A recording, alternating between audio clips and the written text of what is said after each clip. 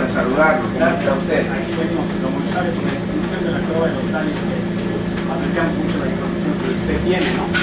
Doctor Gerardo Peña, queremos agradecer la apertura para compartir con nosotros la información alrededor de esta investigación sobre la cueva de los tallos. Nuestra primera pregunta, doctor, es, queremos saber cómo usted se involucra en el descubrimiento de esta cueva. Mire, el origen de toda esta investigación principia al momento en que el señor Juan Morris, persona a quien yo no conocía ni remotamente, se acercó a mi oficina profesional para darme a conocer que había efectuado un descubrimiento sumamente interesante, que rayaba en lo fantástico, en algún lugar perdido de la selva ecuatoriana.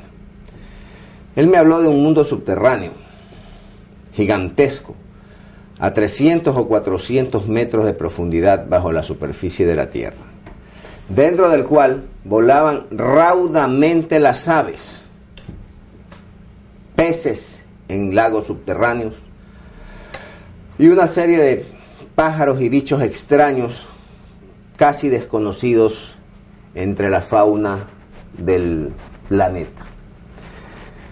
Inicialmente, pues esto me pareció descabellado. Como usted comprende, pues una afirmación de esta naturaleza, lo menos que produce es escepticismo. Claro. Pero naturalmente, pues no es uno el llamado a hacer un prejuicio y a base del prejuicio perder la oportunidad de saber si esto podría ser o no podría ser cierto. Claro. Y el abogado está para servir al cliente y el cliente siempre tiene razón. De tal manera que me informé exhaustivamente del asunto y a base de las referencias que me hacía el señor Morris, le propuse que yo le haría la legalización de su descubrimiento con la condición de que él me llevaría al sitio para yo con mis ojos comprobar la existencia real de este sistema. Y así se hizo, con fecha 24 de junio del año... Si me disculpa que le interrumpa un momentito. ¿Cuándo, usted recuerda la fecha cuando se acercó por primera vez Juan Morris? ¿En qué año fue esto, doctor? Sí, esto fue en el año 1969. En el 69, a comienzos. Sí, en el año 1969. Puesto que la denuncia yo la hice en ese mismo año en la notaría del doctor Gustavo Falconi Ledesma, con fecha. Doctor Gustavo Falconi. Allí protocolicé la escritura pública por la cual... ¿Tiene esta escritura? No la tengo en este momento, luego pero la podremos ver, tengo la copia. Aquí yo le pongo, ¿no? Aquí está. ¿Qué notaría fue esa? La del doctor Gustavo Falconi Ledesma. Notaría 1. No recuerdo el número. Pero tengo aquí la copia que le envía el Procurador General de la Nación, por ejemplo. Ya. ¿No? Okay. Que fue ¿Quién recibida. era en ese entonces el Procurador General de la Nación? El original de la exposición que antecede fue presentada en este despacho el día de hoy, jueves 10 de julio del 69 a las 3 de la tarde. El día de ayer el doctor Gerardo Peña Mateus me hizo conocer personalmente una copia certificada de los originales de los documentos transcritos, después de que el ministro de Finanzas me remitiera una copia de la denuncia presentada por el señor Juan Morris respecto de los tesoros hallados por él en cierta zona de la región oriental ecuatoriana, en Quito. A 10 de julio del 69 firma el doctor Rafael Antonio Terán Barea, Procurador General del Estado. Se cumplió con darle a conocer al procurador porque era necesario hacerlo de acuerdo con la ley, no solamente al ministro de Finanzas, sino también al procurador del Estado. ¿Patrimonio cultural existía ya en ese entonces, doctor? Claro que existe, por eso se le dio a conocer también al presidente de la Casa de la Cultura Ecuatoriana, el subsecretario de Finanzas, economista Rafael Silva Estrada. Se dirige al presidente de la Casa de la Cultura y le dice: señor presidente, de conformidad con lo dispuesto en el inciso 3 del artículo 2 de la Ley de Patrimonio Artístico y con el objeto de que la Casa de la Cultura Ecuatoriana designe las personas que deben verificar el descubrimiento, formular el informe científico correspondiente a fin de deducir la acción que le corresponde ejercer al Estado en defensa de su patrimonio, remito a usted una copia al termofax de la solicitud presentada en este despacho por el señor Juan Morix. Economista Rafael Silva Estrada, subsecretario de Finanzas. ¿Qué fecha es eso? Oficio 3395 del 8 de julio del 69. Perfecto. También conoció El presidente de la Casa de Cultura. sí, el presidente de la República también, mediante un oficio enviado por el gerente general de Seturis. Ya. Gastón Fernández. Sí, Gastón Fernández en aquella época. ¿Comunica al presidente Velasco Ibarra? Claro. Ya. La Casa de la Cultura pues se preocupó de este asunto, hizo una sesión el día miércoles 19 de noviembre del 69 a las 6:30, y la orden del día era determinar el esclarecimiento de cuestiones histórico-arqueológicas auspiciadas recientemente por Seturis, organismo oficial del Estado. Eso fue después de la expedición. Bueno, ¿cómo se arma entonces? Morís acepta su, vamos a decir, su compromiso, es decir, ir a la cueva los dos.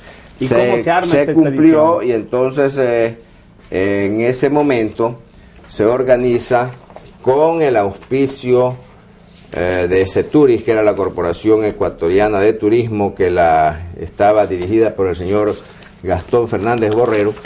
Se organiza una expedición con el objeto de comprobar la existencia de las cuevas y cavernas descubiertas por el señor Juan Morix.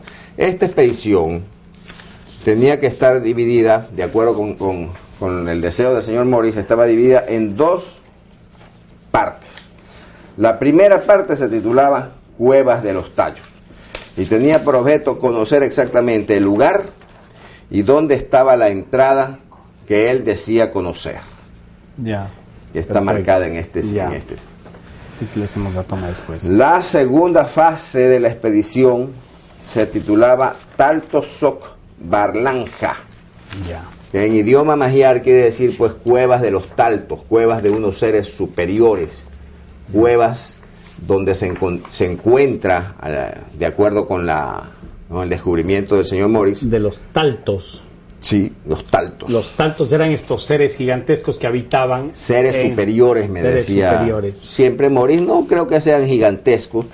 Seres normales como comunes, pude pero observar, sabios, sí, superiores, que tienen conocimientos pues muy por encima de los normales de la género humano actual. ¿Estos seres eran terrestres, intraterrestres o extraterrestres? Yo siempre tuve la impresión, le digo sinceramente, y aunque esto suene algo fantástico, de que eran extraterrestres o descendientes de extraterrestres.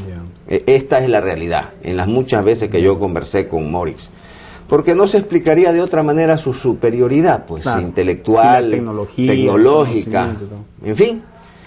Entonces, llegar allá, pues ya constituía la segunda fase de la expedición, donde mencionaba Morix que había pues un legado, quizás extraterrestre, o más probablemente de civilizaciones prehistóricas que alguna vez existieron en el planeta Tierra.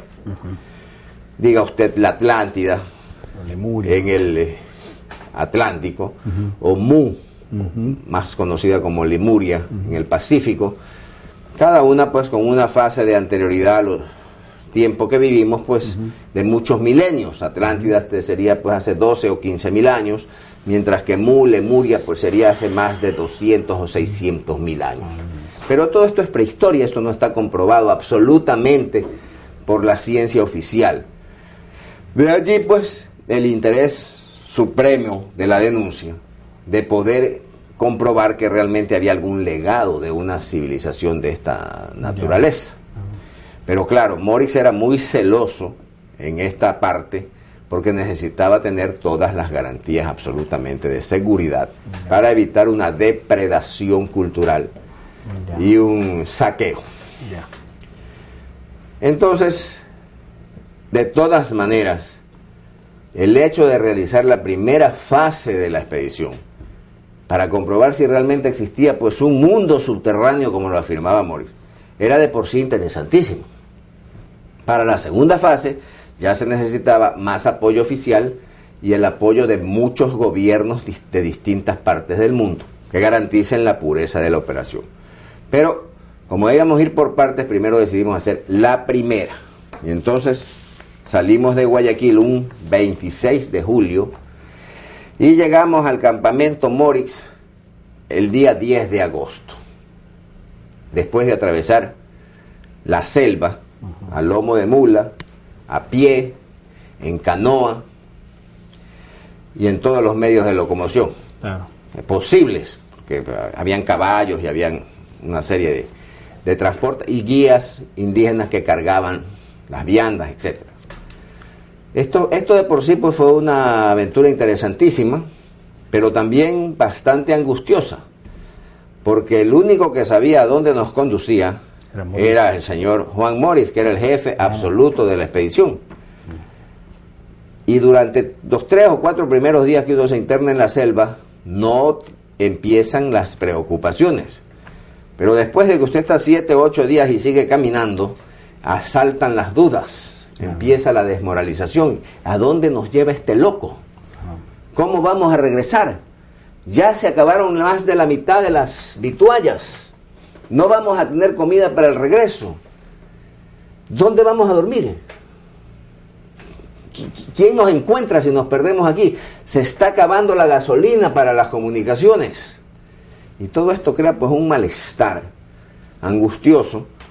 Y es de por sí interesantísimo ver pues las reacciones psicológicas de los distintos miembros de la expedición, las distintas conversaciones, los conciliábulos.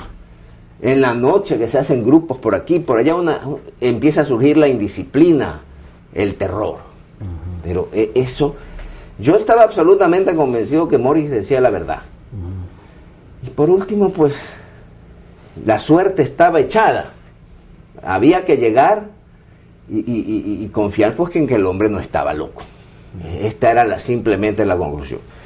Morix logró mantener la disciplina y la unidad del grupo, sobre todo en momentos tediosos como cuando no pudimos cruzar el río Santiago, porque estaba muy crecido y había que cruzarlo en un punto que se llama La Unión, donde nace el Santiago en la confluencia del río Zamora con el Namangosa, me parece que se llama.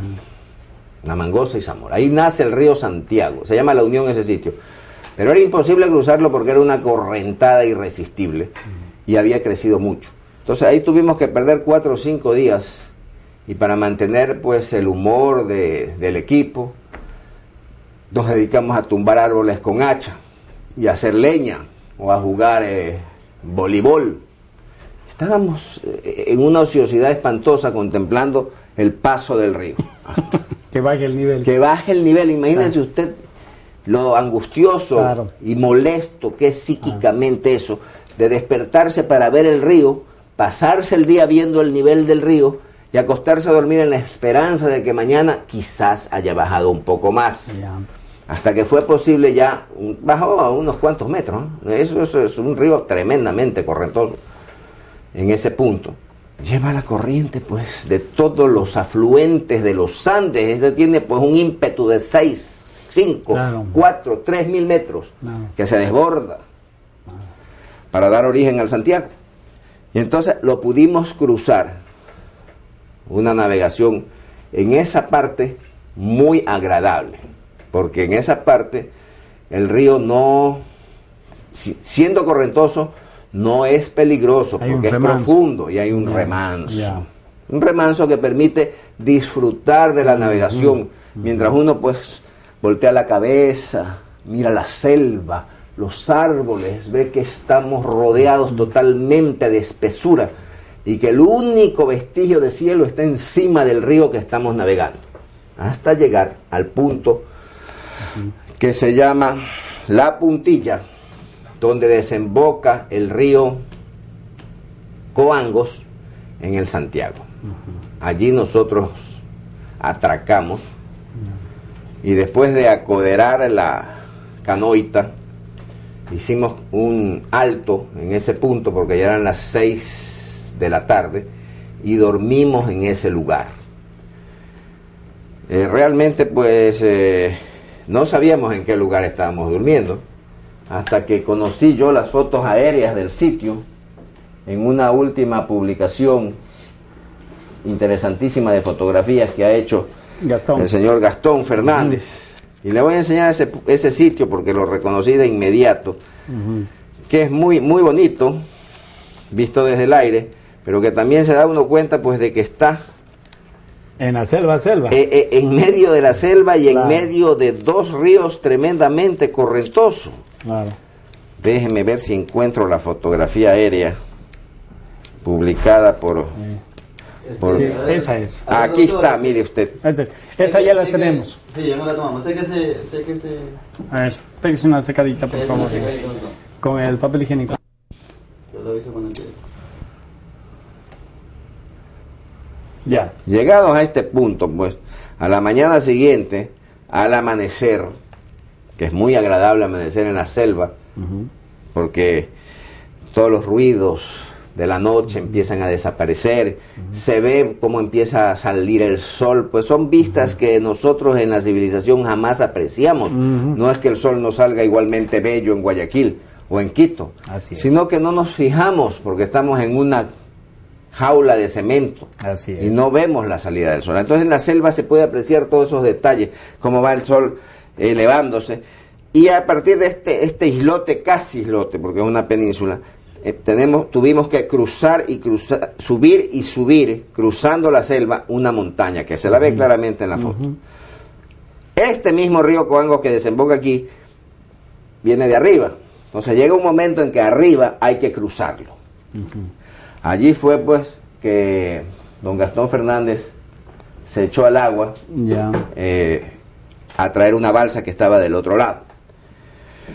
Y en un gesto de audacia pues y de valentía se echó de cabeza al agua en medio de la correntada. Ni él ni nosotros sabíamos ni imaginábamos siquiera que metros más abajo había una cascada tremenda, donde si se lo hubiera llevado la corriente pues no contaba el cuento. Claro. Pero él no lo sabía, yo tampoco lo sabía. Después lo vimos, pues una cascada aterradora. Pero ese día la corriente parece que estaba más suave. Ya. Entonces trajo la balsa y cruzamos al otro lado. De ahí seguimos subiendo y llegamos a una jibaría. Esa era la jibaría de Guajare, quien fue un shoara muy amable, que ya lo conocía Morris. Ya todos nos empezamos a tranquilizar al ver pues la recepción que tenía Morris, de que era objeto don Juan Morris por parte de estos indígenas, que lo abrazaban, que lo saludaban, que le brindaban frutas, papayas, que nos hacían homenajes a todos. Y después supe que era la primera vez que los shoaras permitían que el hombre blanco cruce el Coangos sin que les pase absolutamente nada, porque son jíbaros reductores de cabezas. Ahí en la jibaría pues pudimos ver el curare, las flechas de estos indígenas, y allí nos alojamos y dormimos en la jibaría. Morix organizó un fuego, hicimos guardia, hubo turnos para hacer guardia aquella noche, y al día siguiente pues se inició el descenso. Antes de continuar, yo creo que sí es importante que la televisión, en la noticia del descubrimiento, dé a conocer los nombres de los integrantes que están en el recuadro. Ya está. De esta Este le expedición. tomamos después. Síguele nomás. Esas fueron las personas que estuvimos en aquella expedición oficial Ya. hecha para comprobar el descubrimiento de la cueva de los Tallos efectuadas por el señor Juan Morix. Prácticamente es la expedición oficial que descubre el mundo subterráneo de América. Ya. ¿Por qué digo esto? ¿Te suena tan ampuloso el mundo subterráneo de América? Porque la cueva de los Tallos a la que nosotros fuimos no es más que una de las tantas miles de cuevas que conforman un sistema subterráneo en el cual cada cueva es el respiradero del sistema subterráneo, que a la vez puede convertirse pues en vía de acceso. Uno puede llegar por cualquiera de esos Tragaluces. tragaluces, ¿no es cierto? exacto, y descender al mundo subterráneo. Y una vez adentro, comprobar pues que esto es algo inusitado, algo inmenso, gigantesco, ¿Cómo lo hicieron? milenario. Entonces nosotros al llegar allá pues empezamos a andar y empezamos a caminar y nos encontramos con después de hacer más descensos, porque son varios los descensos que hay que efectuar. No, aquí está, fíjese, la foto en la jibaría de Guajare, Claro. que le mencionaba hace un momento. Claro. Pero lo interesantísimo, después de nosotros llegar al primer acceso, el primer acceso es este de aquí, por aquí bajamos y aquí está el primer acceso. De este lado de acá está totalmente cerrada la roca, Claro. no hay posibilidad de avanzar, pero hacia acá se avanza, disminuye inmediatamente la luz, comienza la oscuridad y empezamos a bajar cada vez más. Hay que poner otras escaleras para seguir bajando.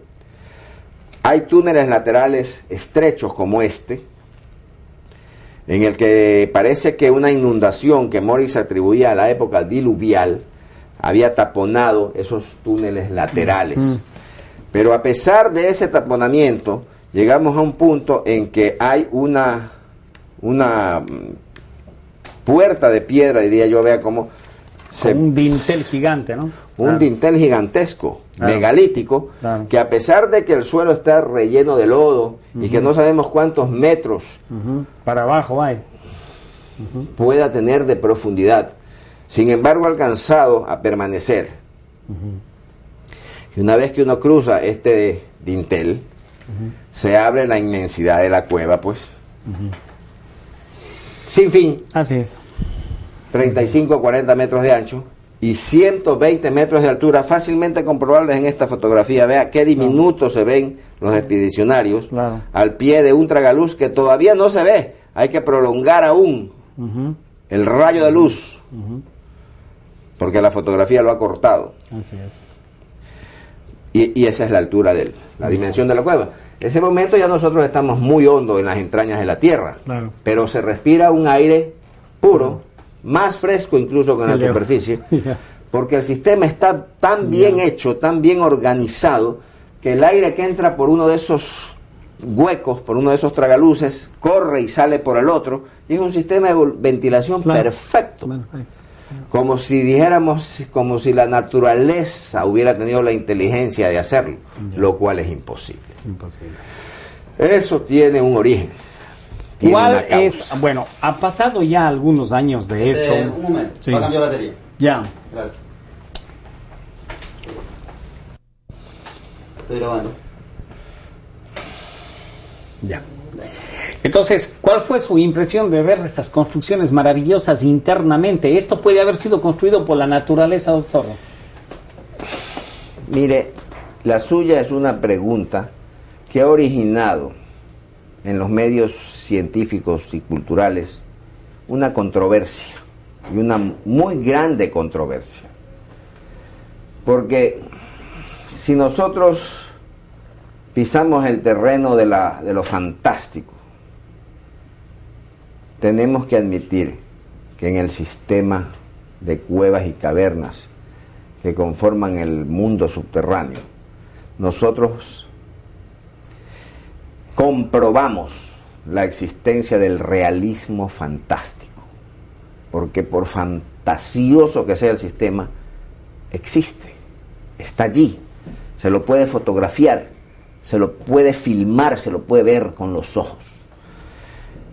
Los que no son afectos a la fantasía, aquellos que no les gusta soñar con posibilidades, quienes jamás hubieran llegado a la luna y harían imposible la conquista del espacio, achacan este sistema a la obra del agua.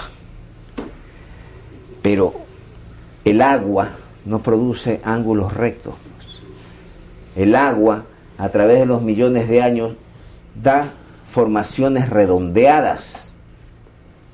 El agua corre, es capaz de perforar, es capaz de hacer cavernas, sí.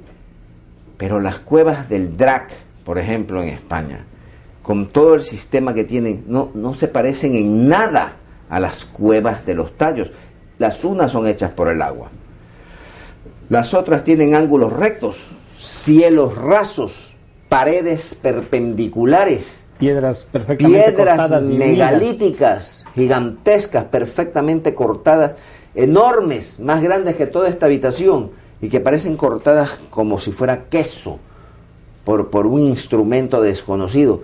Muchas de ellas se quedaron sin ser colocadas en su lugar. El cielo es absolutamente liso, salvo en determinados lugares donde quizás por efectos de un terremoto, de una catástrofe de alguna especie se ha derrumbado. Y entonces ha empezado a surgir una estalactita y una estalagmita. Entonces nosotros estamos en capacidad de conocer con certeza cuál es el tiempo que ha transcurrido desde que se cayó el techo en ese sitio. Y llega pues a millones de años, porque son restos pues que pasan de 2-3 metros de altura, tanto las estalagmitas como las estalactitas. Y ya se sabe científicamente cuál es el tiempo que necesita la gota de agua para convertirse en piedra y empezar a crecer. Entonces nosotros podremos saber con certeza los millones de años que han transcurrido desde que el techo se derrumbó, pero jamás seremos capaces ni siquiera de adivinar cuántos millones más transcurrieron hasta que se cayó el techo. ¿Ve usted? Entonces, yo personalmente creo que el sistema pudiera haber sido originalmente obra de la naturaleza, pero que ha sido indiscutiblemente acondicionado por el hombre, porque no se explica de otra manera.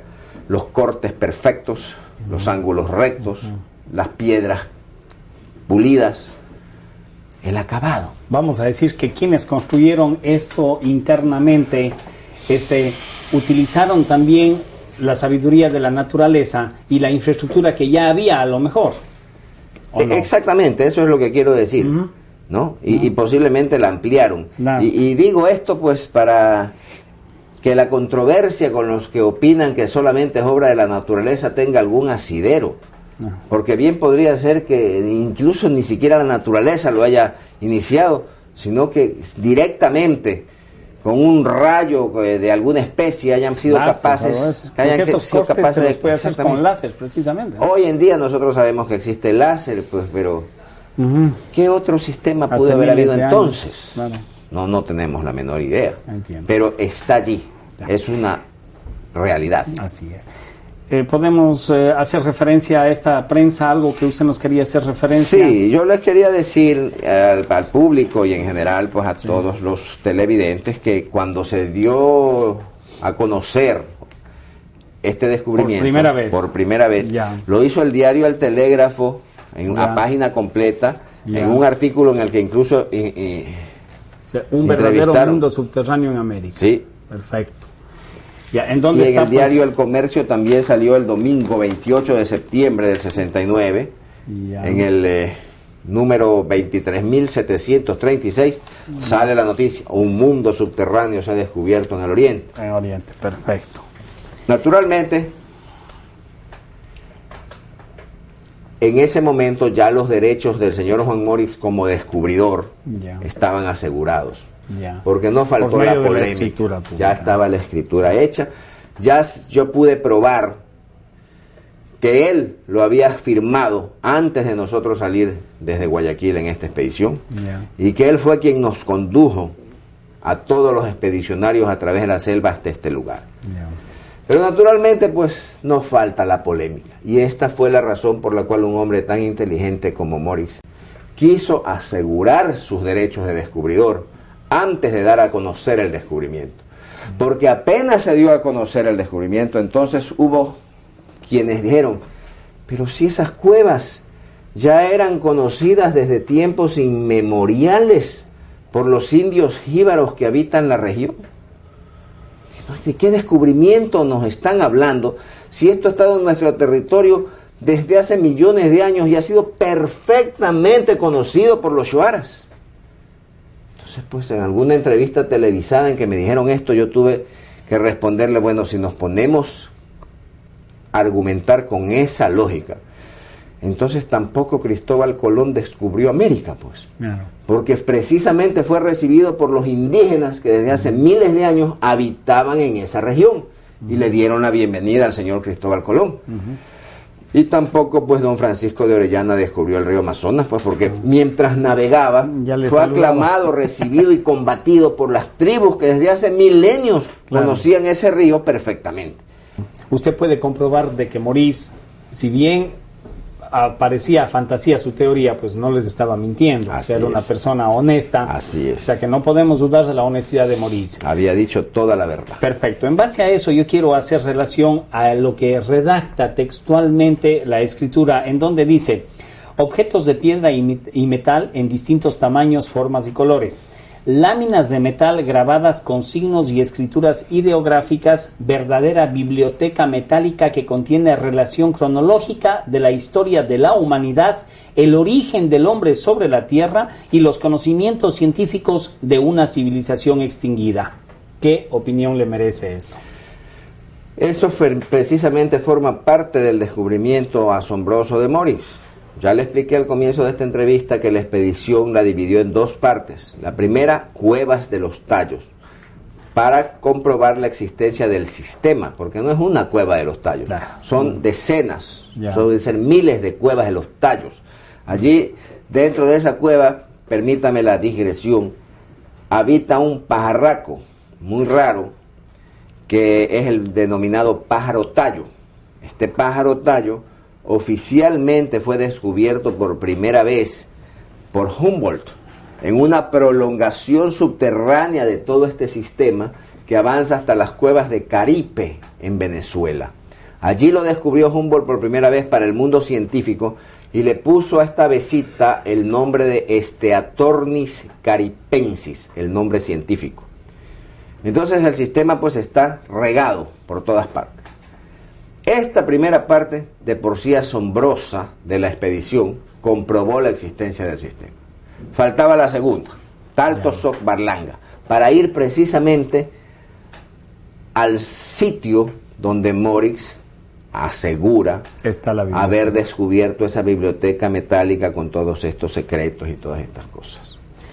Esta segunda parte requería naturalmente el apoyo oficial del gobierno, y no solamente de nuestro gobierno, sino que Maurice pretendía que los gobiernos de Argentina, de Chile, de Perú, de Colombia, de Brasil, en general de toda la América del Sur, enviaran sus delegaciones oficiales para dar a conocer oficialmente su descubrimiento y tener las garantías de la pureza de la operación y de que no se tocaría absolutamente ningún objeto, porque allí donde brilla el oro, brilla la codicia. Así es. Incidentalmente, mire usted lo que ha ocurrido, en mi caso concreto, con el descubrimiento que hicimos más tarde con Maurice de la mina de oro de Nambija, que nos ha costado 12 años de juicio, y mientras tanto se ha muerto don Juan Maurice, para que reconozcan el derecho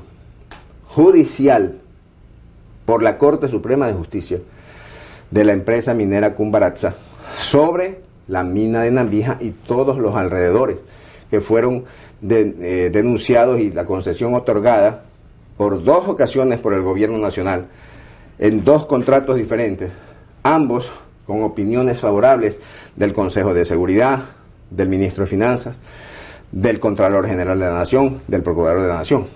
Si eso sucedió con una mina perdida, ignorada, que estaba cubierta de maleza y que sin embargo despertó la codicia de funcionarios incompetentes que quisieron y pretendieron apoderarse de ella en beneficio de terceros que ningún derecho tenían, despojando a la empresa minera Cumbaratza. ¿Qué hubiera pasado con objetos reales de oro de tan valioso valor cultural? Claro. Gigantescos, en una cueva enorme, diseminados. Probablemente hubiera sucedido como en las películas de aventura en que nadie sale vivo. Claro. Por eso eran las medidas que tomaba don Juan Maurice y las exigencias de que fueran sus condiciones aceptadas. Pero las condiciones de Morix sonaron tan fantásticas como las condiciones de Colón cuando pretendía que le firmen capitulaciones para ir a descubrir un mundo desconocido. Y a pesar del esfuerzo que se hizo para lograr cumplirlas, no hubo manera de que se lleguen a concretar. Y sin que se concreten esas condiciones, Morix no dio ni un solo paso más adelante. Y nos hemos quedado todos con la incógnita de dónde estarán realmente esos objetos dentro de este gigantesco sistema, que eso es como buscar una aguja en un pajar.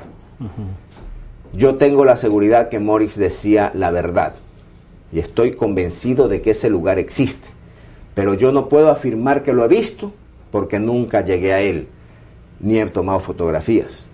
Y como este asunto pues tuvo resonancia, ¿hubo polémica a raíz del descubrimiento, los escépticos, no etcétera? solamente, ¿Qué dijeron no, en ese momento no hubo, en ese instante después de la 69. aseveración en el 69, no pasó absolutamente nada, porque si un loco fue a la expedición, regresamos 14 locos, Ya. porque a nadie nos creyó de este asunto, pensaron que todos que estábamos desvariando, que esto no podía ser cierto, que era pues una exageración, un deseo de publicidad, o simplemente una fantasía de muchachos, porque en esa época teníamos 28 años menos de lo que tenemos ahora, si no me equivoco, porque fue el 69.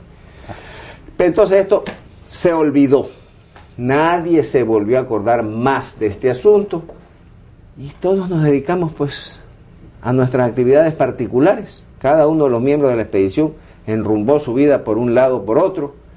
Nos quedamos con esta inquietud, con este recuerdo maravilloso y fantástico en nuestras mentes, y terminó el asunto. No se volvió a hablar de él, ni tuvo mayor resonancia aparte de las publicaciones iniciales que salieron en los periódicos, porque siempre pues es una noticia para los periodistas. Y esto quedó así, en la penumbra y en el olvido, hasta el año en que el gobierno inglés organizó una expedición con Stanley Hall a la cabeza oficial para comprobar si pudiera ser o no pudiera ser cierto que este sistema existía. Y esto ya es otra fase, otra historia interesantísima, claro, y otra historia. Solo para terminar el asunto, Morix, existe una historia de unas láminas que fueron entregadas al padre Crespi por los coangos y todo esto. ¿Usted sabe algo de esa historia? Mire, yo sé mucho de esa historia y lo conocí al padre Crespi desde mi más temprana edad. Yo era un niño de 5 años cuando lo conocí por primera vez, porque en esa época solíamos ir a pasar vacaciones en Cuenca, en casa de mis abuelos. Mi abuelo era presidente de la Corte Superior de Justicia, un abogado renombrado, un hombre honestísimo. Y en su casa, en la calle Gran Colombia, llegábamos a pasar temporadas y después nos íbamos de vacaciones a una finca cercana que tenía mi abuelo, al pie de una montaña muy bonita que se llama Turi. Entonces a los niños, los domingos, nos llevaban al cine del colegio salesiano, claro, del padre Crespi, yo me acuerdo de eso. Donde ahí Crespi daba el campanillazo, claro, y él hablaba toda y nos la película, contaba la película, claro, antes de proyectarla. Yo estuve en esas películas, claro. Tarzán, era muy la divertido. Monachita, Dios es mi copiloto. Claro, exactamente. Todas esas sí. Y el que no estaba, al que le preguntaba, respondía a la pregunta, le daba un caramelo. Y el que estaba distraído, un campanillazo. Así es. Entonces, esta fue mi primera imagen de Crespi cuando yo era un niño, y lo único que me interesaba de él era la función de cine, en la que nos contaba primero la película y después la proyectaba. Claro. Ya años después, cuando yo ya era un hombre, entonces me interesaron otros aspectos de la personalidad del padre Crespi. Padre Crespi era realmente un arqueólogo coleccionista, que en su afán de preservar los vestigios de culturas antiguas y con el fin de estimular que le trajeran objetos de toda clase, él compraba toda clase de artefactos, baratijas, Claro. objetos valiosos, piezas únicas. Como el padre Crespi pues tenía una mentalidad que estaba fuera totalmente del común de los mortales porque era un visionario, tampoco era tomado muy en serio dentro de su comunidad, ni le prestaban tampoco el apoyo, ni el respaldo, ni la seguridad que merecía su investigación.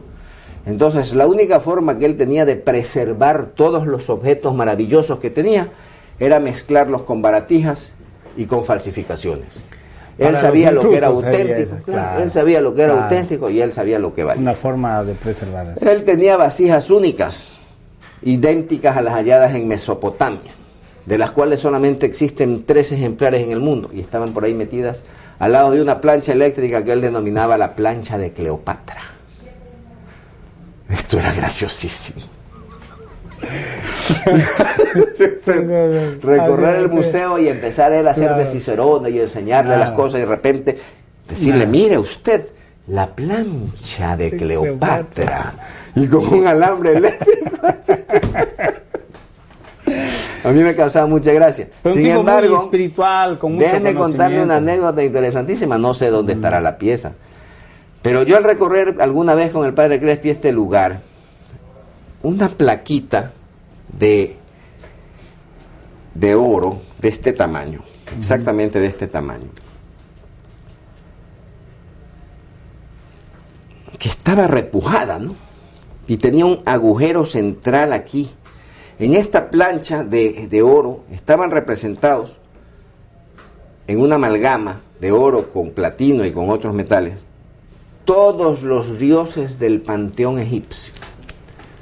Ahí yo podía contemplar a Osiris, a Anubis, Pa, diseminados allí en un momento crucial cuando se estaba haciendo el peso de las obras buenas y malas del difunto. Y tenía este hueco aquí. Entonces yo le pregunté al padre Crespi, oiga, le digo, padre, ¿de dónde usted consiguió este objeto tan interesante? Uy, me dijo, eso tiene una historia, pero cuéntemela. Vea, me dijo, a mí me tocó en alguna vez ser testigo de un homenaje que le hicieron a don Remigio Crespo Toral en Cuenca. Y como un parte del homenaje, le regalaron esta pieza única que había sido encontrada en una tola cercana de la hacienda El Descanso de don Remigio. Las personas que la hallaron, creyendo pues obrar de buena fe y hacerle un auténtico homenaje al poeta, la convirtieron en la superficie de un secante. Y para poder agarrar al secante le hicieron la perforación para la base del secante pues curva, tuviera el papel secante con el cual pudiera el poeta secar sus versos al momento de su inspiración poética. Y le regalaron esta pieza única. Años después me tocó, decía el padre Crespi, oficiar en las honras fúnebres de don Remigio cuando él falleció. Y la viuda agradecida me dijo que qué recuerdo podía darme en muestra de agradecimiento por los servicios divinos que yo había prestado. Y entonces yo le respondí, vea señora, si realmente quiere hacerme algún reconocimiento, yo quisiera el secante con que don Remigio secaba sus versos. Inmediatamente me lo entregó. Me fui muy agradecido, desarmé el secante y lo he puesto en esta vitrina. Esa es una pieza única. ¿Dónde estará? No lo sé. Pero esa pieza la he visto con mis propios ojos. Tal manera que el padre Crespi pues no era pues un loco ni mucho menos. Así es. Él era un hombre de bien, Así es. un sacerdote muy querido Así en es. Cuenca. Usted lo sabe porque es cuencano. Así es. Bueno, mi doctor, seguimos con el asunto tallos o taltos, ¿verdad? Y la noticia sale al mundo y cae en manos de Erich von Däniken. ¿Cómo entra en esto von Däniken, de quien el señor Gastón Fernández guarda un claro resentimiento? Y a decir del señor Fernández, él no tomó ninguna acción jurídica por la amistad que tenía precisamente con Maurice, ¿no? Sí. Bueno, ese es otro capítulo de esta interesantísima historia. Un día cualquiera, cuya fecha no recuerdo, pero que debe haber sido alrededor del año 1971 o 71. Yo estaba en mi oficina. Yo trabajaba en esa época, pues, con mi tío político, el doctor Carlos Alberto Arroyo del Río, quien fue mi profesor, mi maestro, digamos, de Derecho, porque incluso tuvo la gentileza más de una vez de darme clases particulares de Código Civil. Ahí me había él proporcionado una oficina muy bonita, muy elegante. Arroyo tenía un estudio lujosísimo y una clientela extraordinaria, muy selecta. Y entonces en esa oficina, pues, yo pasé mis años de estudiante universitario. Y me gradué siendo colaborador de Arroyo, de licenciado, de doctor en jurisprudencia, de abogado.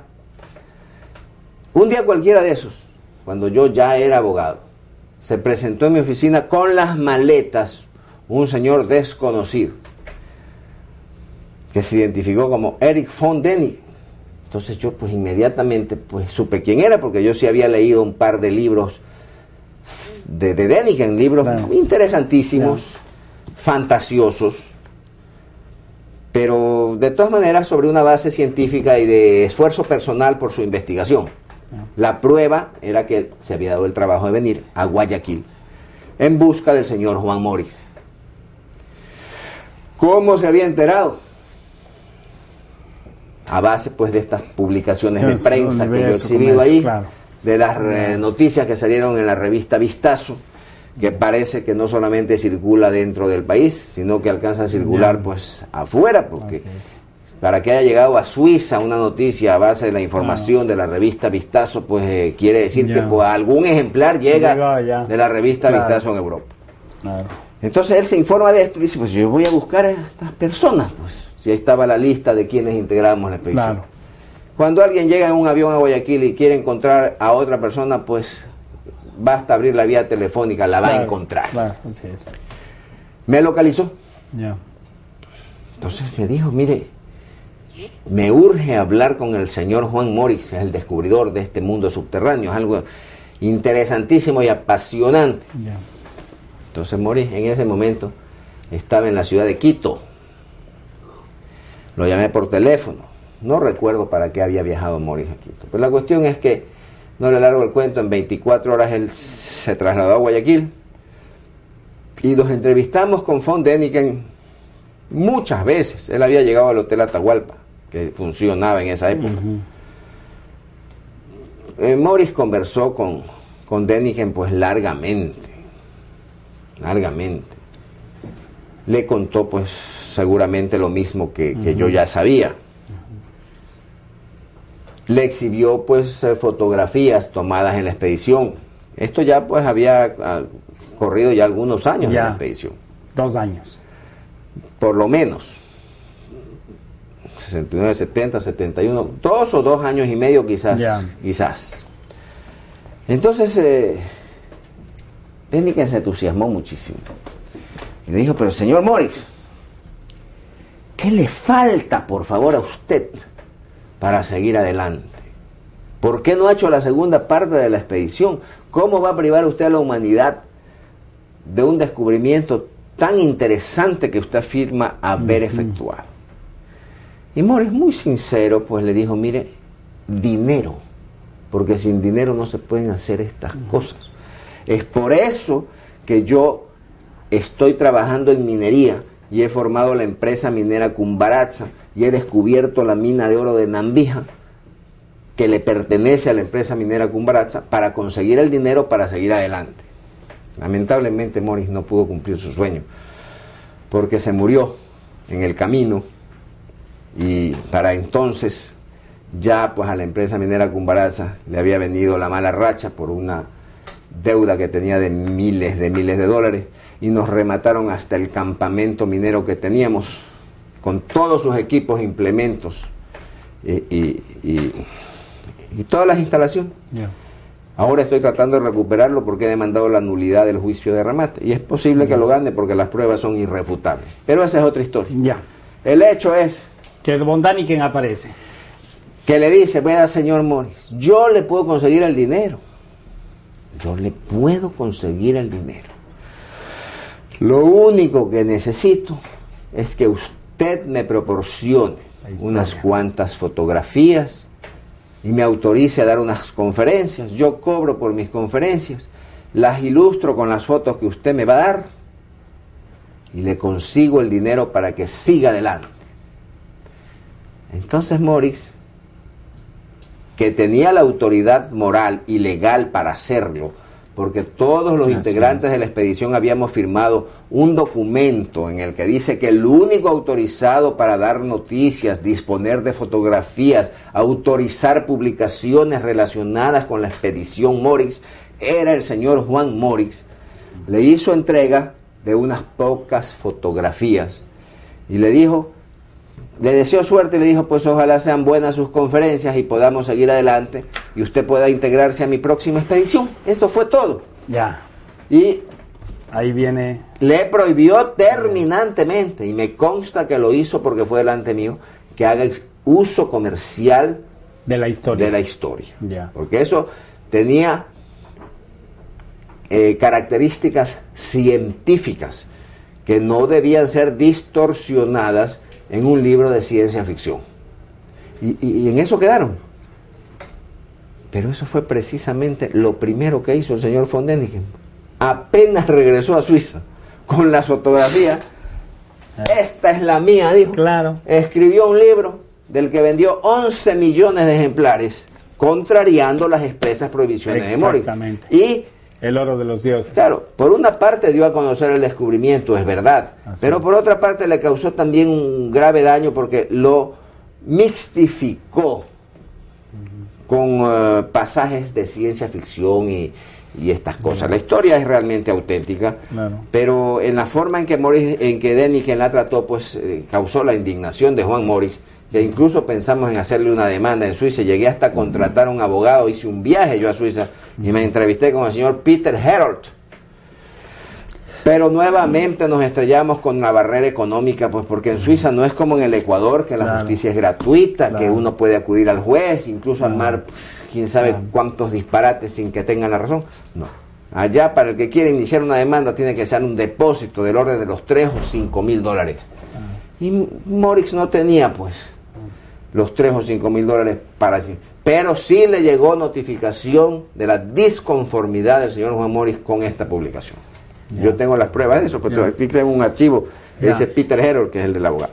Ya. Entonces aquí sucedió, pues, que Däniken publica, pues, la historia que le acabo de Sí. mencionar, que de por sí es interesantísima. Ya. Naturalmente empieza a vender como pan caliente, pues, ejemplares de su Así historia. es. Y en las páginas del libro publica las fotografías referentes Ya. a este hallazgo. Ya. Y lo que es peor, y esa es la parte que más le molestó a Morix y también a mí, que él en el libro dice haber estado con nosotros en la Sí, expedición aquí está esta, incluso. ¿no? Y en prueba de que ha estado con nosotros publica Esa en la fotografía. contratapa una fotografía de él con el señor Juan Morix. Claro. Los únicos que estuvieron en la expedición Fueron esas personas. Morix del 69 son las personas mencionadas en el Así recuadro oficial de la Así expedición. es. Así es. Esta fantasía de Däniken, de que él estuvo con nosotros, No. no coincide con la realidad. Así es. Cuando nosotros viajábamos a ver precisamente el Museo del Padre Crespi a Cuenca, Morix manejaba, Däniken estaba a su derecha, un fotógrafo que había traído estaba a mi derecha y yo estaba atrás. Hicimos un alto en el camino, como se hace a cada rato que uno hace viajes largos, Y como este había traído su fotógrafo desde Suiza, dijo, una foto, tomémonos una foto a la vera del camino. Y se tomó esta foto. Ya. Y hay otras fotos tomadas allí mismo en la que estoy yo. Aquí no estoy yo. Ya. Pero hay otras. Ya. Esta es la historia auténtica. Yo así se lo reclamé y así se lo he dicho a von Däniken. Tengo un archivo de Däniken, oiga. Ya, no, No es sé que luego lo por podemos dónde chequear, lo no, tengo, pero ahí están todas las Ya. cartas y todas las De cosas que le reclamos. dije. ¿Cuál fue la reacción de Däniken frente a esto? A este plagio, vamos a decir así. Porque hay un Jamás plagio de regresó información. al Ecuador. Bueno, Esa es la él única estuvo reacción aquí que hace ha 2 tenido. años atrás y yo lo entrevisté en Quito, ¿no? Yo no estuvo, supe. sí, él estuvo de paso en un barco de bandera chilena. Ya. Estaba haciendo un recorrido, entonces yo logré entrevistarlo en Quito un momento. Ya. Sí. ¿Habla español ahora? No, tiene habla. uso un traductor. No hablaba tampoco No, en aquella no, época. Sí, él utiliza un traductor. Ya. La cuestión es que, por lo menos mientras vivió el señor Juan Morix, jamás regresó al Ecuador. Nunca. Así es. Y la correspondencia con Däniken naturalmente se cortó pues de plano. Lo interesante de esto es que Däniken en su libro puso mi tarjeta profesional. Claro. Y entonces esto originó, mire usted, en una página, y en todas las ediciones, en la edición japonesa, en la edición francesa. Claro, Mire, eso después le vamos a hacer la aquí hay una edición japonesa del libro de Däniken, interesantísimo. También me ha puesto mi dirección. Entonces yo empecé a recibir cartas interminables de todos los lugares del mundo, porque para vender 11 millones de ejemplares, los vendió en Francia, los vendió en Italia, los vendió en el Japón. 11 millones, ¿no? Sí. De ejemplares, ya. Entonces, muy bien, como estaba mi nombre, mi dirección, Empezaron a llegarle cartas a usted. vea, no le exagero, me llegaban 40 cartas diarias. De todo el Porque mundo. así como usted ha demostrado tener un interés en este tema, todos los que leían el libro de Däniken, por lo menos querían confirmar si tenía ribetes de seriedad o algún fundamento de verosimilitud esta historia. Y como había una referencia allí de un abogado, y la dirección, y la casilla, me escribían. Entonces, en los primeros años yo recibía 40, 50 cartas diarias, que era imposible para mí contestar. Entonces, lo que tuve que hacer fue imprimir una respuesta en inglés, en francés y en español. Y aquí está el ejemplar de mi respuesta, que es la única respuesta que yo le doy a todas las cartas que me siguen llegando, ya no con tanta profusión. Ahora me llegan 2 o 3 cartas semanales. Bueno, Pero aquí le digo, este es el texto. Sí. Si usted cree que tenemos tiempo de leer algo del sí, texto. sí. Estimado señor o señora o Sí, señorita, sí. según sea el caso, Sí. doy respuesta a su carta de fecha tal. Al respecto, cumplo con comunicarle lo siguiente. Primero, es verdad que el señor Juan Morix ha descubierto en el Ecuador un mundo subterráneo formado por un sistema de túneles, pasadizos, cavernas y piedras ciclópeas existentes en las entrañas de la Tierra. La existencia y descubrimiento de este asombroso lugar fue dada a conocer por el señor Morix con fecha 24 de junio de 1969 mediante denuncia efectuada ante el gobierno ecuatoriano.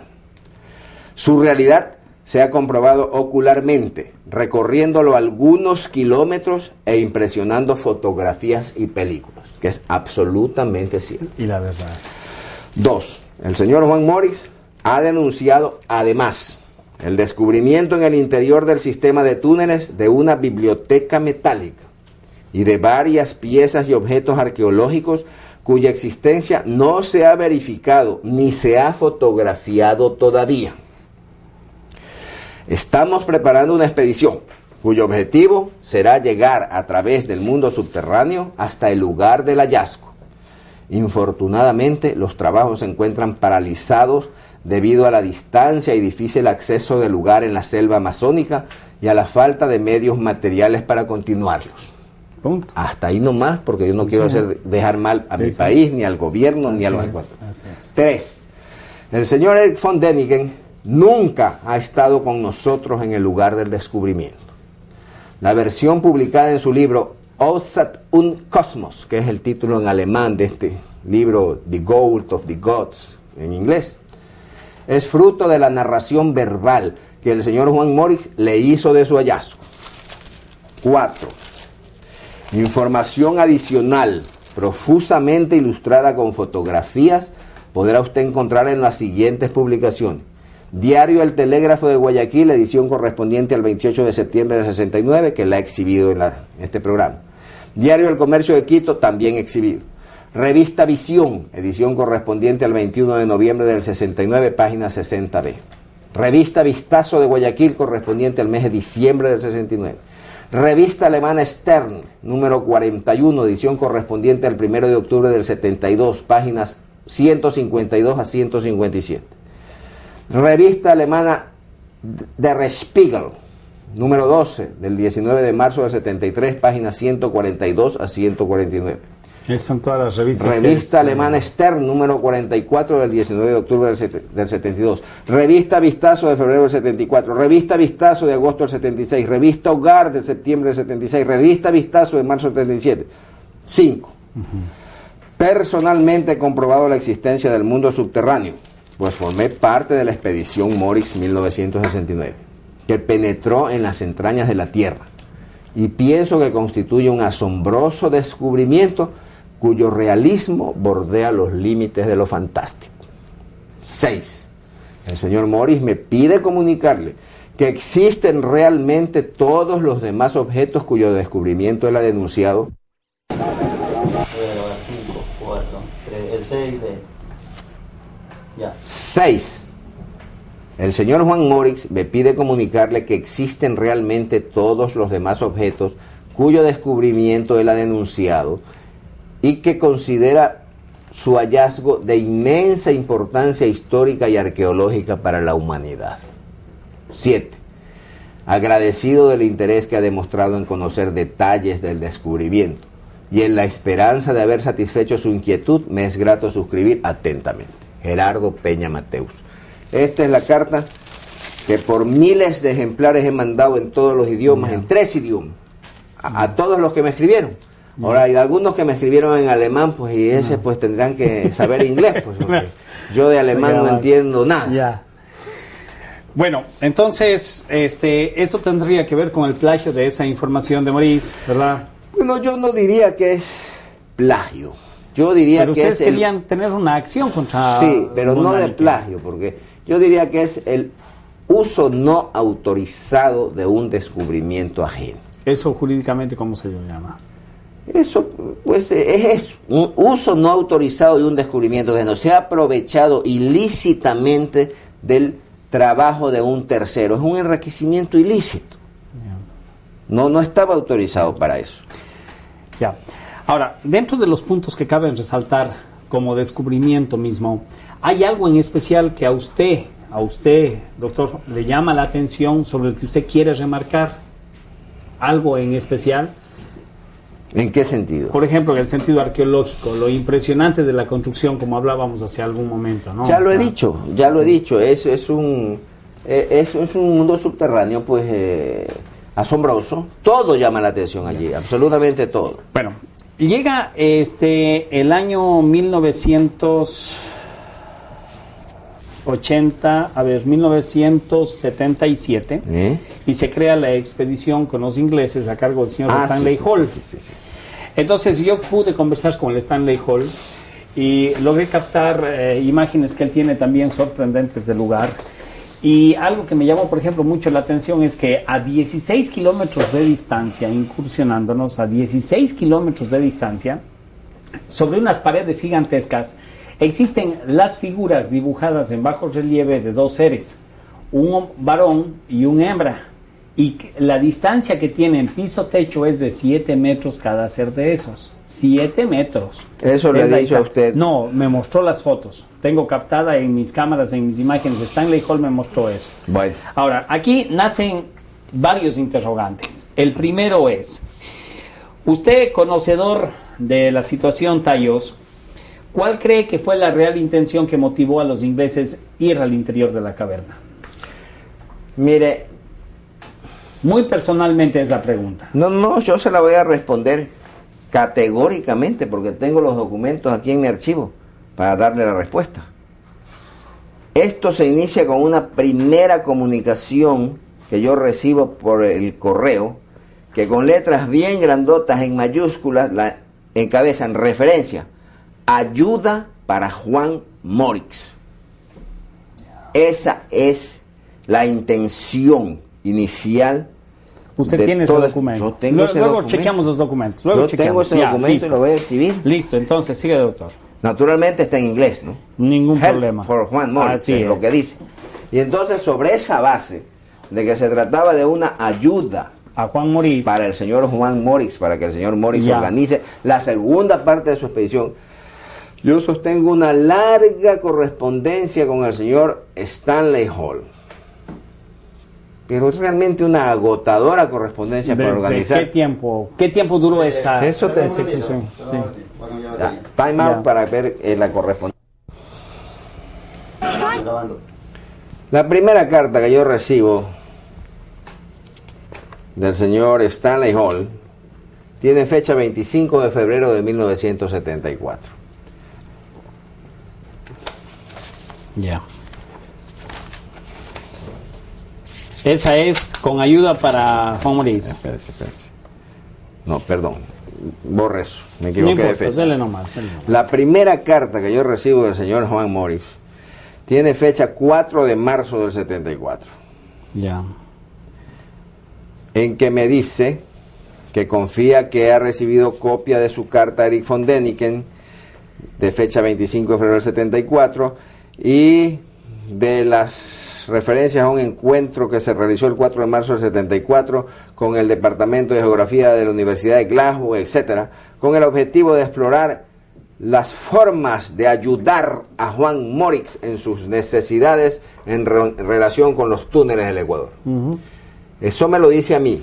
Ya. Mientras tanto, también lo recalca en letras mayúsculas en la carta que le escribe al general coronel Pender, Assistance for Juan Morix. Perfecto. Ya. Entonces, ahí empieza esta relación. Por Esta carta. relación por carta, porque aquí está toda la documentación que yo tengo de Ya. las cartas y de Hall con usted. sí, pues de la correspondencia epistolar con el señor Stanley Hall para llegar pues a este asunto de la expedición británica.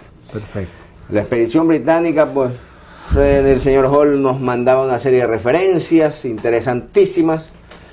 Nos decía que iban a venir los Gurkhas del Nepal, como en efecto vinieron los Gurkhas. Nos mencionaba que iba a venir el astronauta Neil Armstrong, que estaba sumamente interesado en conocer las entrañas de la Tierra, puesto que había conocido la superficie lunar. Decía que la reina de Inglaterra estaba pendiente de los resultados de esta expedición y que la iba a padrinar pues el príncipe de Gales. Toda una cosa maravillosa, con el objetivo de entusiasmarnos a todos. Y naturalmente todos nos entusiasmamos, pues. ¿Qué más queríamos que con el auspicio del gobierno británico se organice la segunda parte de la expedición y poder llegar hasta el punto donde Morix sostenía que existía la biblioteca metálica? Era una oportunidad única. Entonces, yo le seguí la correspondencia a Hall, vino Hall a Guayaquil, se entrevistó conmigo muchas veces, organizamos le dimos a conocer cómo habíamos organizado la expedición a fin de que ellos puedan organizarla perfectamente la suya. Pero naturalmente el señor Juan Morix, que era el descubridor, pues él era inflexible desde el punto de vista de que el jefe de la expedición iba a ser él. Claro. Porque él Pero sabía. allí surgió pues la primera discrepancia. Cuando los ingleses se dieron cuenta de que se habían encontrado con un caballero de un carácter inflexible, de una personalidad absorbente y de un conocimiento extraordinario desde el punto de vista arqueológico, esotérico, lingüístico, cultural, no pudieron doblegar a Morix, porque lo querían llevar como guía. A Juan Morís. A Juan Morix, al descubridor de la cueva de los tallos y del mundo subterráneo, después de haber sostenido que todo se organizaba para auxiliar a Juan Morix, el rato de la verdad lo quisieron llevar como guía. Y Morix se indignó y dijo que de ninguna manera iría en esas condiciones, porque o aceptaban que era el jefe único y absoluto de la expedición y que los Gurkhas del Nepal estarían a sus órdenes y que el señor Armstrong estaría a sus órdenes y que la expedición inglesa estaría a sus órdenes, o no iría, porque si lo necesitaban a él para conocer lo que él había descubierto, no lo iba a poner a los pies de su majestad británica como guía. Y entonces la controversia se hizo interminable. Entonces surgió una posibilidad de arreglo que está en esta carta que me escribe aquí el señor Stanley Hall con fecha 30 de septiembre del 75, en que me dice: apreciado doctor Peña, espero que usted y el señor Morris estén bien. Gracias por su carta con los slides que recibí el 25 de septiembre. La única manera práctica de incorporar las condiciones del señor Morris es tener dos expediciones paralelas, ambas recibiendo el apoyo logístico del ejército inglés en igualdad de condiciones. Entonces, expedición número 1, líder Juan Morris, y le pone una serie de objetivos. Claro. Expedición número 2, líder el señor Christopher Brown, con todo el ejército inglés atrás, con los Gurkhas, con todos los equipos, con todos los sabios que vinieron. Yo le pregunto a usted, una vez que estemos en la selva, ¿qué iba a pasar con el liderazgo del señor Juan Morris y de los que estuviéramos con él? Naturalmente que en esas condiciones Morris no aceptó. Sí, para que le separe la pareja. Entonces se hicieron esfuerzos extraordinarios porque los ingleses no querían ir. Ya. Yo le contesto naturalmente al señor Stanley Hall que terminamos siendo muy buenos amigos. Ya. El señor Stanley Hall se vino a vivir en Quito y se casó en Quito. Sí. Y a esta semana que estuve, la semana pasada me he pasado 15 días yo en Quito por asuntos relacionados con la empresa minera Cumbaratza precisamente. Y he tenido la suerte de saber que el señor Morris actualmente está en la República del Ecuador porque ha venido de vacaciones. ¿Quién? Stanley Hall. Stanley Hall, sí, se quedó viviendo aquí. No, después se fue y se regresó a Escocia. Ya. Y por casualidad regresado la semana pasada y está, pero no pude localizarlo. Pero está en el Ecuador y se va a quedar por 3 meses. Sí, yo ya lo ubiqué. Le hice ya una entrevista. Me alegro. Por eso es que le voy a preguntar. Bueno, entonces, después de agradecerle, pues le digo a Mr. Hall, le digo, however, the fundamental stumbling block still exists. Yeah. La barrera infranqueable todavía existe. Morris is not prepared to share the absolute and sole leadership with anybody. Morris no está dispuesto a compartir su absoluta jefatura con nadie. Y aquí sigo traduciendo. Ni permitir que la organización de la misma sea dividida en 2 partes. Él no permitirá absolutamente nada que en una fecha futura pudiera posiblemente interpretarse como compartir o renunciar sus exclusivos derechos en el descubrimiento a favor de una tercera persona, sea esta un gobierno o un individuo. Él en eso era muy celoso. Y yo creo que tenía toda la razón. Porque si él se había dado el trabajo durante toda su vida de investigar la posibilidad de la existencia del mundo subterráneo y después de haberlo descubierto, no se lo iba a regalar pues absolutamente a nadie. Porque además era el único que conocía la verdadera importancia y la trascendencia de su descubrimiento. Entonces pues no hubo pues arreglo posible. Los ingleses decidieron pues irse por su cuenta. Hubo un último intento de arreglo. Hubo una reunión como último intento de arreglo, de comprensión y de entendimiento en el Hotel Humboldt de Guayaquil el día lunes 8 de diciembre del año 1975. A la que asistieron en el Hotel Humboldt el doctor Bank Mehadal, del National Museum of Antiquities de Scotland, el doctor David Saunders de la Universidad de Edimburgo, el mayor Bunny Fisher, el teniente Miguel Stewart, el señor Stanley Hall, director de la expedición, el señor Roger Hendel en calidad de intérprete, el señor Juan Morix y el doctor Gerardo Peña Mateus en condición de asesor jurídico. Le he puesto una nota a esta reunión: posiciones irreconciliables, por cuanto ni Morix ni los ingleses se dieron en sus respectivos puntos de vista respecto de la jefatura de la expedición. Morix optó por decirles que fueran sin él. Mr. Saunders se excusó debido a la fatiga del viaje.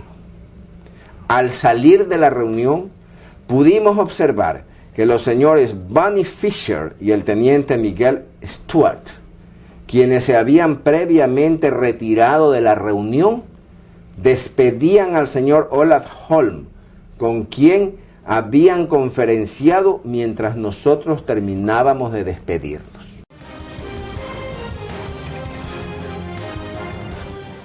Aquí hay una foto de frente del señor Juan Morix en el campamento minero de la empresa minera Cumbaratza en marzo de 1980, el día de la inauguración y bautizo de una perforadora Longyear 38, con el que se hizo la prospección y la exploración de la zona de Nambija. En la foto constan el ingeniero Celiano Almeida y don Luis Segarra Íñiguez y un trabajador de la empresa. Aquí tenemos otra fotografía del señor Juan Morix, tomada en el mes de septiembre del año 1980, en la que estamos en el campamento minero de la empresa minera Cumbaratza, el ingeniero Juan Chiriboga Valenzuela y quien habla, el doctor Gerardo Peña Mateus, preparándonos un asado después de un arduo trabajo minero. Aquí tenemos una fotografía del señor Juan Morix, que es el más alto de todos en la foto, en compañía del ingeniero Celiano Almeida y de el señor Segarra Íñiguez, en marzo de 1980 en el campamento minero de la empresa minera Cumbaratza. En esa época, si mal no recuerdo, el ingeniero Celiano Almeida vino a hacer una inspección porque era director general de Geología y Minas, o estuvo invitado para la inauguración de los trabajos de la empresa minera Cumbaratza en su calidad de director general de Geología y Minas. Aquí tenemos una vista panorámica del campamento minero de la empresa minera Cumbaratza en el área de Namires Bajo, muy cerca de la mina de Nambija, descubierta por el señor Juan Morix. Otra fotografía de don Juan Morix con casco de minero, haciendo los trabajos de exploración minera en el área de Nambija, en compañía del licenciado Carlos Peña Mateus al un extremo y del doctor Gerardo Peña Mateus al otro extremo, y en unión de otras personas y geólogos extranjeros y de un obrero manejando la máquina perforadora. Aquí tenemos una fotografía de don Juan Morix en las puertas del túnel de San Juan. Allí está don Juan Morix. En las puertas del túnel de San Juan está en compañía mía, del doctor Gerardo Peña Mateus, y de otros geólogos y de un minero chileno, empleado de la empresa minera Cumbaratza, con la que estábamos haciendo en esa época una enorme perforación en una anomalía de cobre que hay en los terrenos de la concesión de la empresa minera Cumbaratza. Aquí tenemos la primera noticia aparecida después del descubrimiento del mundo subterráneo, que salió en el suplemento tricolor del diario El Telégrafo. Esta versión informativa fue hecha bajo la responsabilidad del periodista señor Jorge Blincoln. Y allí podemos apreciar la cúspide de la montaña desde la cual nos internamos en el mundo subterráneo y que la talamos íntegramente para hacer posible el aterrizaje de helicópteros. En la foto central se lo ve a don Juan Morix hablando por teléfono desde las entrañas de la tierra mediante un cable a la superficie. Nosotros estábamos en la cúspide de la montaña que hemos visto anteriormente y él fue el primero en descender hasta el fondo de las cavernas. Desde allí se hizo la conexión telefónica, pues, y él siguió hablando. Después bajó el fotógrafo que le tomó la foto y después bajamos el resto de expedicionarios en la forma que aparece en la fotografía que se exhibe en este momento, colgados de un cable que era sostenido por 3 o 4 indígenas shoaras y por los policías que nos acompañaron, y prácticamente la vida de cada uno de nosotros pendía de las manos de estos colaboradores. Allí hay una foto en blanco y negro, similar a la que exhibí anteriormente, del dintel que existe en las profundidades de la tierra. Más abajo lo vemos a Morix examinando unas piedras megalíticas gigantescas que no terminaron de ser colocadas como ladrillos una encima de otra y que quedaron así cortadas, abandonadas en las entrañas de la tierra. Y en el recuadro podemos apreciar la nómina de los expedicionarios integrantes de la expedición Morix 1969. Allí se lee claramente quiénes participaron en esta expedición y cuál fue la ruta. Aquí tenemos el ejemplar del Diario del Comercio correspondiente a la noticia del descubrimiento. Si usted tiene la bondad de acercar la cámara para que se vea la fecha del ejemplar, por favor, que corresponde al domingo 28 de septiembre de 1969. ¿Ya? Abajo, en la mitad de la página, se lee la noticia: un mundo subterráneo se ha descubierto en el oriente. Aquí está. Es la primera noticia también periodística que se da respecto del descubrimiento de las cuevas de los Tallos. Allí está la fotografía del dintel tomada desde el otro lado. Fotografía sumamente interesante desde el punto de vista analítico, porque se puede observar que el torrente de lodo y piedra que en alguna época diluvial sirvió de desaguadero para la inundación que pudieron tener estas cuevas, fue de tal violencia que las piedras destrozaron la parte superior del dintel. Y la foto tomada de este lado no es tan perfecta como la tomada del otro lado, en que no ha sufrido daño o menoscabo la construcción. Aquí se ve claramente que hay roturas. Fíjense ustedes, hay roturas encima de las cabezas de las personas que allí se encuentran. Mientras que la foto que exhibí anteriormente pues es absolutamente lisa. Esta es una nota referente a la reunión del lunes 8 de diciembre del 75 que tuvo lugar en el Hotel Humboldt del Guayaquil entre el señor Juan Morix y los representantes de la expedición inglesa que fueron mencionados anteriormente. La parte interesante de esta nota está al final. Ahí están quienes estuvieron presentes. Como pongo en la nota, las posiciones fueron irreconciliables por cuanto ni Morix ni Hall cedieron en sus respectivos puntos de vista respecto de la jefatura de la expedición. Morix optó por decirles que fueran sin él. Este es un ejemplar de la carta tipo que les he enviado a todas las personas que me han escrito en relación con este asunto y que fue leída en español dentro del presente programa. Esta es la transcripción de la denuncia efectuada por el señor Juan Morix respecto del descubrimiento de las cuevas de los Tallos, que se le hizo al señor Procurador General del Estado y que fue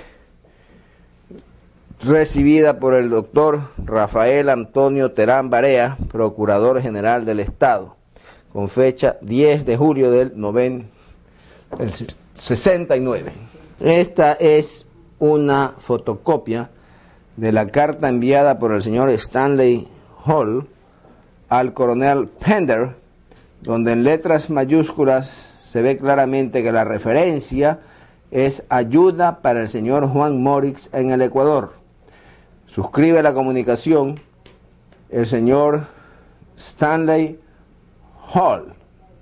Ya, aquí tenemos un mapa general del sector donde se encuentra la Cueva de los Tallos. La zona más cercana está marcada con un recuadro. Como ustedes ven, allí está el río Santiago, la población de La Unión y el sector de la zona, pues, de la Cueva de los Tallos. Este es el ejemplar de la comunicación enviada por el señor Stanley Hall con la finalidad de solucionar el impasse que surgió respecto de la jefatura única de la expedición inglesa del año 1976. Allí podrá usted ver que me dice que con esta finalidad se ha pensado en hacer dos expediciones.